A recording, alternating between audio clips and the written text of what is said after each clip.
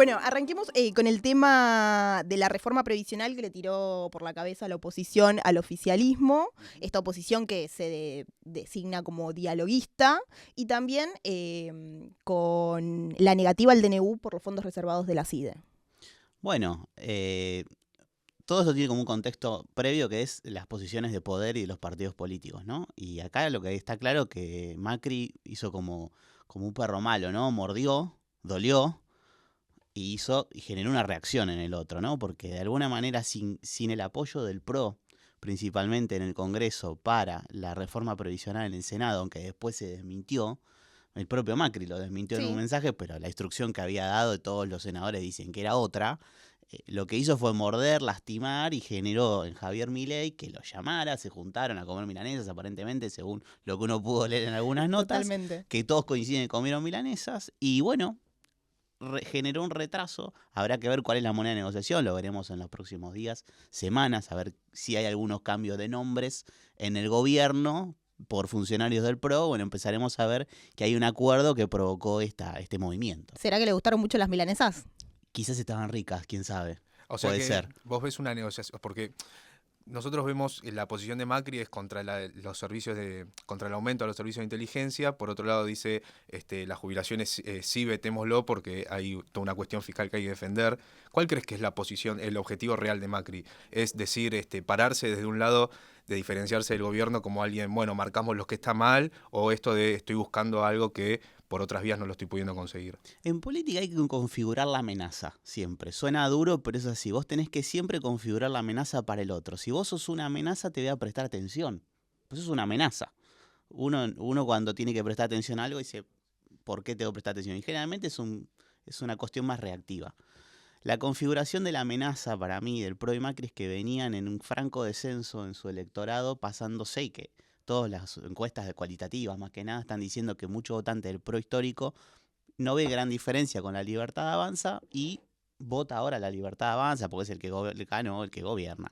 Entonces, La derecha real. La derecha más derecha, digamos, la derecha real. Entonces, lo que busca, entiendo yo, Macri, es primero no desperfilarse, por eso él vuelve a ser el presidente del PRO, él vuelve a ser el presidente del partido, y empezó a levantar el perfil al respecto y trata de no perder electorado y en todo caso poder incrementarlo, suponiendo que al gobierno le queda un año todavía de acá, un poquito menos a las elecciones primarias. Bueno, habrá que ver cómo le va, y en función de eso el PRO puede ser una alternativa electoral que por lo menos no se deprecie tanto. Sí, yo lo que decía es, todavía no se midió realmente cuánta gente se fue del PRO a la Libertad Avanza. Eso por ahí se va a ver un poco más en las elecciones.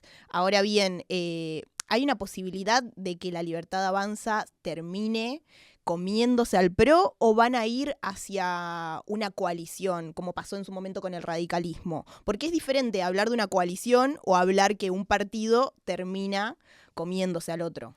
Lo primero que veo en este movimiento es que Macri quiere mantener una cuota aparte, la que sea, no sabemos cuál es el porcentaje, algunos dicen que es el 10, otros dicen que es el 20, dependiendo de electores del PRO prestados al gobierno. La veremos cuando se vote, la verdad será esa porque el único dato en el que podemos creer es en el censo político, que es las elecciones en definitiva. Pero en el mientras tanto, en Argentina, y como pasa todo tan rápido, ¿no? Está todo tan frenético, tan histérico a veces, lo importante es no perder y no entrar en un tobogán y en una caída sin fin. Y yo creo que eso es lo que Macri quiere evitar a toda costa. Con él ganando nuevamente la escena, poniendo al PRO de vuelta arriba de la mesa, mandando instrucciones muy claras y tratando de negociar más espacio en el gobierno. Okay. Porque esto da como una puerta de entrada a lo que es el año que viene, a las elecciones, a todo el armado. Pero antes de ir a eso, me gustaría quedarme en el Congreso y ver todo este mapa que se reconfiguró con el PRO, votando con sectores que son mucho más férreos en oposición al gobierno. ¿Crees que puede marcar como un primer límite? Porque el gobierno ahora está decidido a ir a fondo. Es decir, bueno, vetamos todo, el déficit fiscal no se negocia. ¿Crees que puede haber un reordenamiento distinto a partir de ahora que puede moderar al gobierno? ¿Crees que esto es una decisión de vamos a fondo y que como eso también en qué puede derivar ese escenario? Hasta el momento, desde que empezó el gobierno, incluso hasta en la campaña, el método es ir a fondo, como decís. O sea, no lo he visto al gobierno recapitular en estas decisiones, ¿no? Primero hay que ver el veto técnicamente que le aconsejan al presidente. Esto es una decisión en horas o en días. Si es total o es parcial. Es un poco medio lo mismo a la hora de los que nos están viendo, escuchando. Digo, la verdad que es medio lo mismo porque va a ir sobre la fórmula provisional más que Sí, nada. el artículo neurálgico es la reestructuración de este porcentaje que se perdió durante la devaluación. Exactamente. Y en función de eso, el presidente mismo dijo, no, vamos a hacer un veto total, el que cree que hacemos veto parcial es el que no nos entiende. El gobierno arriesga mucho en esta decisión, porque realmente, si bien en la Cámara de Diputados es donde mejor le podría ir para bloquear los 2/3, en donde el Congreso dice, no, lo que yo voté vale, así funciona, toma un riesgo elevadísimo, pero también es parte, ¿no?, de esta comunicación que sigue siendo más de campaña que de gobierno que tiene el propio Milei y el propio oficialismo. Y bueno, habrá que ver, creo que van a ir por ahí y o está muy seguro en estas milanesas ricas con Macri de que llegarán a alguna alternativa de bloqueo de los 2/3 para insistir, o van a fondo a una derrota que ya la consideran como tal y lo que buscan es este principio de revelación de decir, yo quiero hacer las cosas bien en este país, pero no me dejan. El PRO podría decir, yo me equivoqué en votar la fórmula de movilidad y recular totalmente. Yo me equivoqué y pagué, pero el veto no se mancha, digamos. Exactamente, Claro, algo así. Sí, una cosa así podría ser. Bueno, esto que vos decías recién de un mensaje más de campaña que de gobierno es algo similar a lo que Macri marca y que hizo público en las últimas declaraciones de que al gobierno como que le falta gestión.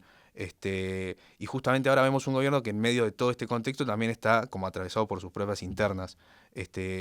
¿Cómo ves esta pelea entre Villarruel y Milei? ¿Cómo crees que se puede trasladar no al Congreso, sino al resto del gobierno? Bueno, es interesante lo que planteás y como yo ya tengo el 4 adelante de la edad, yo cuando era chico en el colegio tenía hojas de calcar, vos calcabas mapas, todo, cosas que ya no deben existir directamente. Entonces vos a veces tenés ese ejercicio y vas superponiendo capitas de hojas de calcar.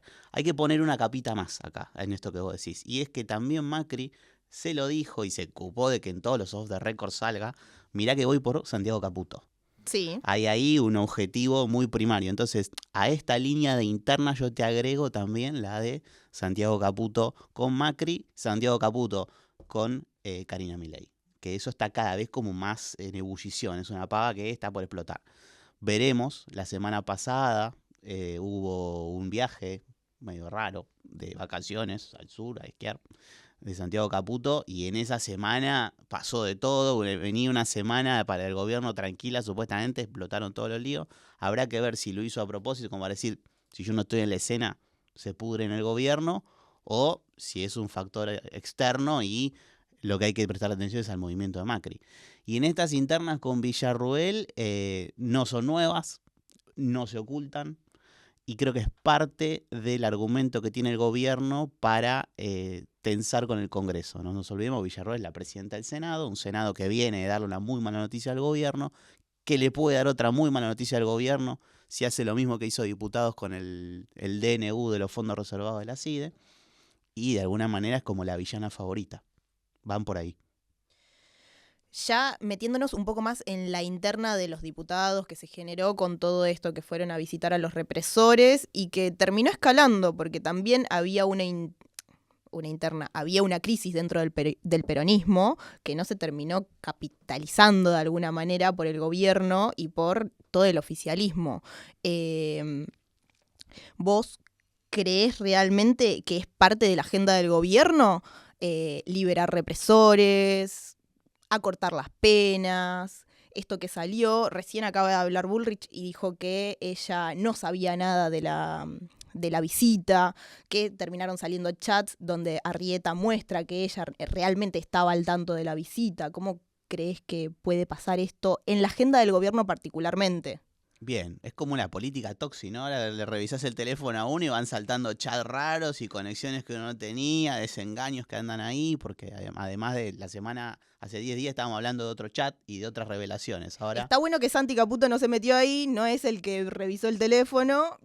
Aparentemente. Lo tiraron ellos mismos. Lo tiraron ellos mismos y ahora sale. Lo cierto es que en los chats, en más de uno, no sé si tuvieron oportunidad de verlos, leerlo, está mencionada con nombre y apellido la ministra de Seguridad, Patricia Bullrich, ¿no? Bueno, entonces ahora niega eso, está perfecto, puede ser, puede ser un montaje, puede estar armado, no lo sé, ya estamos en un terreno que es imposible saberlo. Ahora, lo que es inocultable es que es parte de una agenda de campaña, más de Villarruel que de Milei, si nos recordamos a esa época, pero la verdad que en estos chats Villarruel no aparece.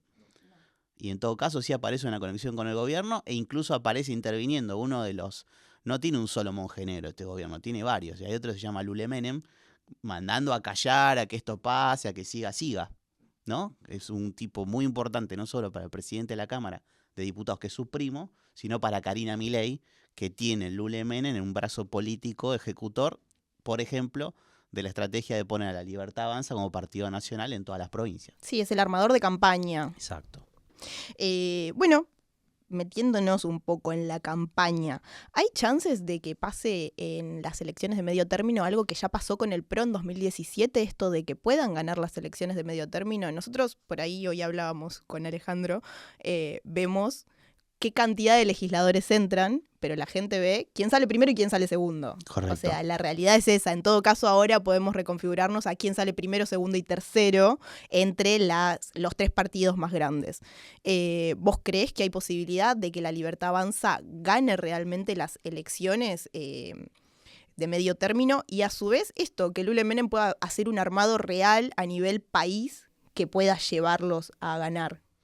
Lo que primero, sí, estoy muy lejos, pero si fuera estratega del gobierno o asesor de estrategia del gobierno, lo que recomendaría es, dadas las condiciones macroeconómicas con las que va a llegar el país a agosto del año que viene, que uno tiende a pensar que no van a ser las mejores, lo que más te conviene es que lo más fragmentado que esté, lo que esté enfrente, mejor. Entonces, si podemos tener muchos peronismos en cancha que no estén unificados, genial. Si podemos tener al PRO con nosotros, genial, pero si no, que juegue por afuera, porque de alguna manera va a permitirnos quizás en una elección muy abierta, muy heterogénea, muy rara, quizás podemos quedarnos con el primer puesto, porque no deja de ser el partido de gobierno. Milei sigue teniendo muchísima ascendencia social, su imagen es muy alta, todavía tiene muchísima aceptación, casi como él, no tanto el gobierno, porque cuando uno ve imagen de Milei alta, imagen de gobierno más o menos, pero como él es el que va a arrastrar la marca, y me imagino que va a ser la cabeza de la campaña del año que viene, no veo como una cosa loca que pudiera imponerse, como tampoco veo, esto le falta acá la pelota de cristal, ¿no? Tampoco veo que pueda pasar todo lo contrario, que haya una situación económica que no despegue, una inflación que no siga bajando y que esta tolerancia y paciencia social se empiece a acabar y la gente busca otras opciones. ¿Cómo explicamos de alguna manera esto? Tenemos una economía totalmente endeble y un presidente con una imagen positiva muy alta para el tipo de economía que tenemos hoy en día.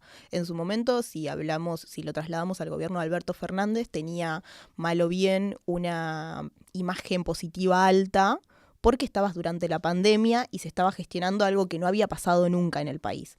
Ahora bien, esta economía totalmente endeble, ¿por qué se traslada una imagen positiva de un presidente que está haciendo un ajuste gigante? Y también dentro de los sectores más bajos, porque lo que te vas fijando es que dentro de los sectores más bajos es donde más se apoya también. Hay una situación de hastío con lo conocido, peronismo, radicalismo, que ya vienen en crisis de hace 20 años tranquilos, del 2001 para acá, son dos partidos que empezaron a tener crisis, primero el radicalismo, después el peronismo, para poner una etiqueta que abarca a todos los peronismos que andan dando vueltas, eso por un lado. Hay un ciudadano que dice, yo vote a quien vote, la cosa me va peor, mi economía está peor, dejé de irme de vacaciones, no puedo mandar a los pibes al viaje de egresados, y situaciones mucho más extremas de restringir comidas en el día, ¿no? De ahí pasa de todo. Eso tenés un elemento. Después vos tenés a un Milei que está haciendo algo que él está cumpliendo una promesa de campaña. Milei Romper con la inflación. Romper con la inflación, y prendí una motosierra y hablaba de recortes absolutos en los gastos del Estado y hablaba de un ajuste. Está cumpliéndolo, o sea, lo está llevando a cabo de una manera bastante fuerte. En ese sentido no hay una traición al electorado, porque la verdad que faltó que les hiciera un dibujito de lo que iba a pasar. Y está pasando exactamente lo que pasó en Cámara. Y lo segundo es que se apalanca sobre este hartazgo de que todo lo conocido no me funcionó Y acá hay como una especie de esperanza en Milei, según lo que te dicen los sociólogos que se meten a fondo a tratar de entender esto, en el cual dicen, viene a romper todo para sanarlo y que salga una nueva Argentina tras de eso. Y hay como una esperanza ahí. Por eso Milei dice, yo trato pero no me dejan. Yo quiero hacer las cosas bien. Y vamos a sufrir un poquito, pero le prometo que al final va a estar bueno esto. Pero no me están dejando. Y ese Pero es el relato. este mensaje que vos decís de yo vengo a hacer las cosas distinto, un mensaje casi de campaña, como que lo que hablábamos recién. El otro día leí un análisis que decía que a Milei le va bien en el tablero social, pero en el económico y el político todavía le falta. ¿Crees que este tablero social, siguiendo esta metáfora, aguanta hasta las elecciones del año que viene, donde él puede reforzar su capital político con una buena elección de medio término y ganar más fuerza en el Congreso? O yo sé que es medio futurología, pero ¿qué te surge a vos No, cuando en este contexto? hay algunos elementos concretos. El principal es si la oposición en algún momento, el resto, digo la oposición, los que no son dialoguistas al gobierno, ¿sí? Si no logra suturar sus internas, cerrarlas y generar una oferta electoral interesante para los que tienen que elegirlos, y el gobierno tiene muchas chances de que no le vaya mal en las elecciones y que esta tolerancia social se mantenga en el tiempo. Porque esto, ¿se acuerdan que le decía hace un ratito, hay que configurar la amenaza? Sí. Hoy la oposición no configura amenaza. Hasta que la oposición no vuelva a configurar amenaza, hay crédito para el gobierno y para Milei. Las cosas distintas que en la comunicación de gobierno, que es medio de campaña, es una cuestión de comunicación, porque venimos de ver que la semana pasada la Cámara de Diputados rechaza un decreto que da fondos reservados a la CIDE. Eso no parece ser mucho de la nueva política, parece más de la vieja, pero ahí va la cosa. Vimos que la Libertad Avanza está viendo cómo se arma, el PRO está ahí metido en esa discusión. ¿Qué pasa con el peronismo en medio de toda esta crisis que está atravesando? ¿Quién crees que emerge como un líder? ¿Habrá una nueva división como hubo en 2017? ¿Qué crees que puede pasar? Creo que si no toma el peronismo nota de lo que ocurrió y busca rápidamente una renovación, no solo de nombres. Acá a veces se piensa que porque viste, que la mona se vista de seda, mona queda, digamos. Entonces no es solo un cambio marginal, tiene que haber un cambio profundo. Profundo. De hecho, hasta en términos de si quieren más del marketing político, hay que ver si hoy el sello PJ mueve voluntades o hay que pensar en otro tipo de estructuras, en otro tipo de armados y en otro tipo de discurso. El peronismo ha quedado viejo.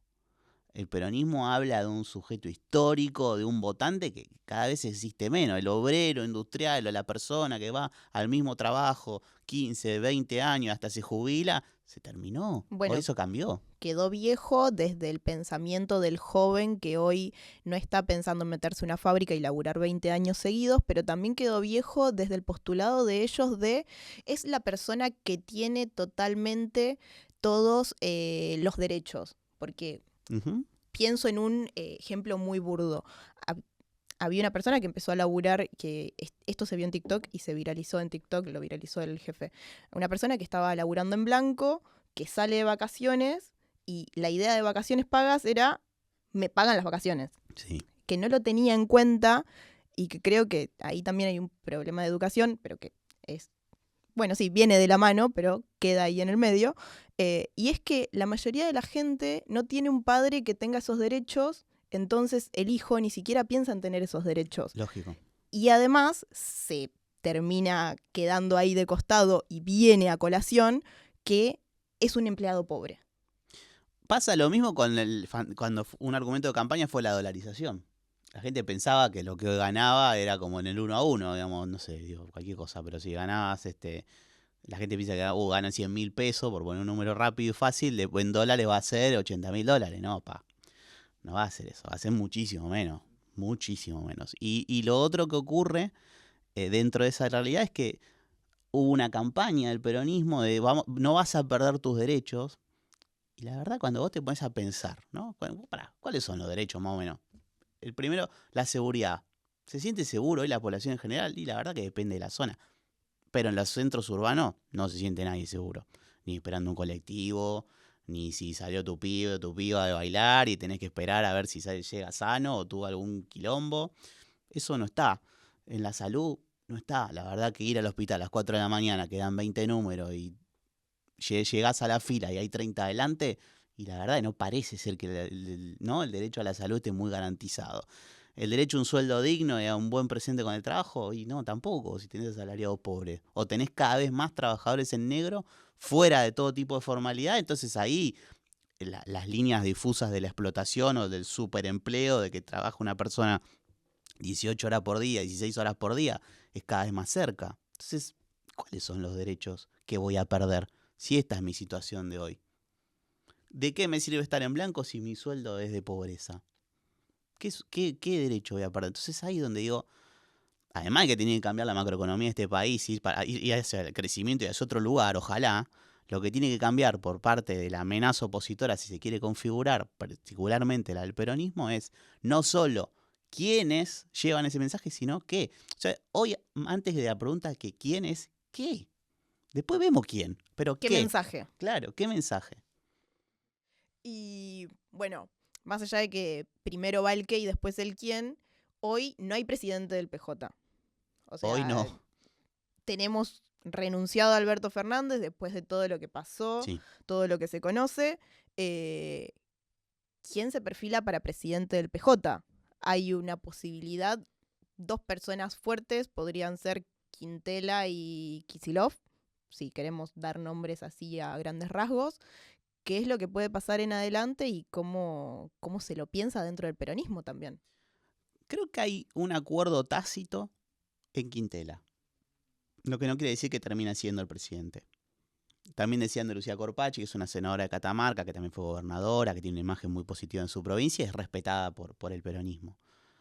También se hablaba de la ex presidenta, vicepresidenta Cristina. Ella dijo públicamente muchas veces que no le interesaba el Partido Justicialista. De hecho, a veces fue bastante dura, incluso con el Partido Justicialista. Me costaría pensar que además ella, que representa mucho más que el PJ, se encorsete ahí, porque perderías. Hay gran parte del kirchnerismo que no es justicialista, que es más una línea más progre y demás, que no le cae nunca, no le cayó bien el justicialismo. Entonces, no creo que sea ese el movimiento al que le tenemos que prestar atención. Pero amenazan con que si no sería Cristina, como que la variante kirchnerista podría ser Guado de Pedro, por ejemplo. Pero es una persona que eligió hace meses un perfil recontrabajo. No habla en el Senado, se apagó directamente luego de su fallida candidatura presidencial.